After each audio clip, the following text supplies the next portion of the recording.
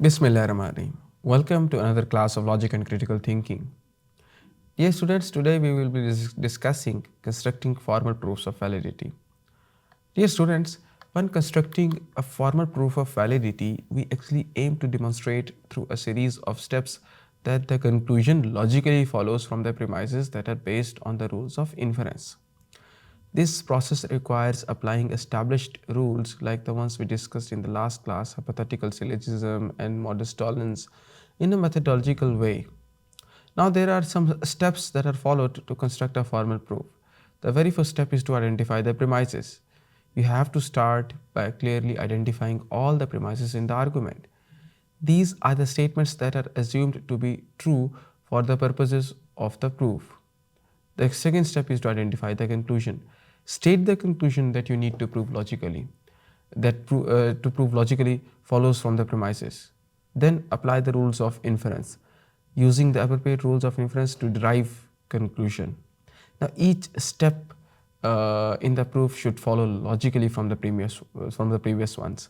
Some common rules includes like the one we discussed in the last classes, like the modus ponens, that is, if P is Q then and P then Q, and modus tollens, that is, if P is Q not Q then not P.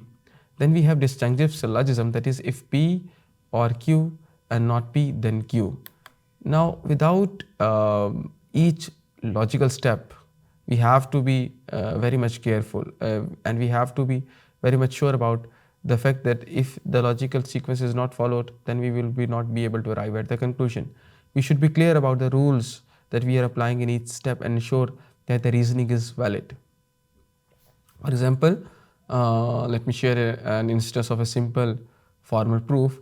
We have premise number one, that if I study, I will pass the exam. We have premise number two, if I studied, therefore we have a conclusion that I will pass the exam.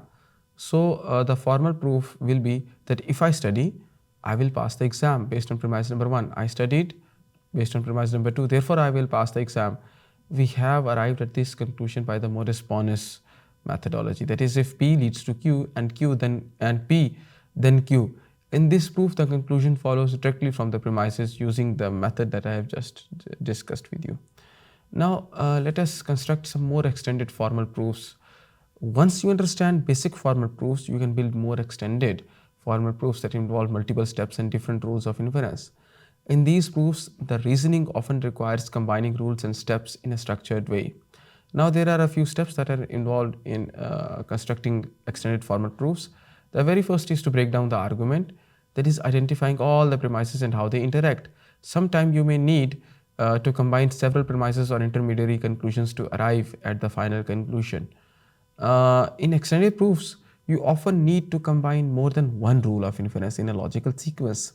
Now, this can involve hypothetical syllogism, disjunctive syllogism, or even conjunction or simplification as well. Let us discuss how subproofs are used. For more complex arguments, it may be helpful to break the proof into subproofs. A subproof is a smaller argument within the larger proof that proves a part of the final conclusion. For example, let me share an instance of an extended formal proof. Premise number one, if I study, I will pass the exam. Premise number two, if I pass the exam, I will graduate. Premise number three, if I studied or I studied. The conclusion will be like I will graduate, and the formal proof will be if I study, I will pass the exam based on premise number one. If I pass the exam, I will graduate based on premise number two. I studied, that is based on premise number three. Therefore, I will pass the exam. And we are arriving at this conclusion by the modus ponens method.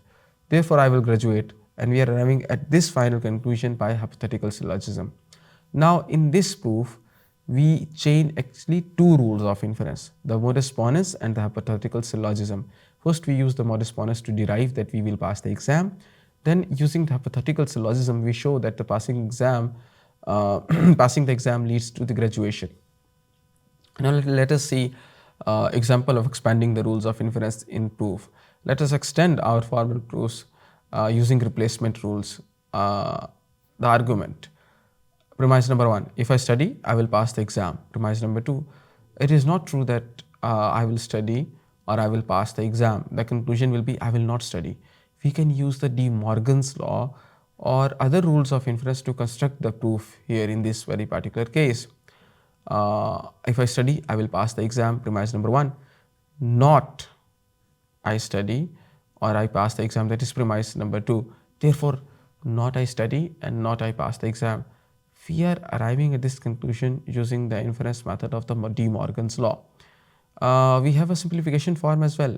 In this simplification form, we apply the De Morgan law to transform a disjunction inside a negation and into a conjunction of negations. Then we use simplification to extract the negation of I study as a part of our conclusion. Dear students, by constructing formal proofs of validity, you can prove whether conclusions logically follow from premises step by step. In more complex proofs, you might need to chain multiple inference rules and use replacement rules, to simplify expressions and make the reasoning process more straightforward. These logical tools are invaluable not only for academic exercises, but also for everyday reasoning, problem solving, and decision making, especially in the fields like business, where clear, structured thinking is essential for analyzing situations and making sound decisions. By mastering these skills, dear students, you shall be able to, to break down arguments, analyze their structure, and validate conclusions with clarity and precision. I hope today's lecture made certain things clear to you. Thank you.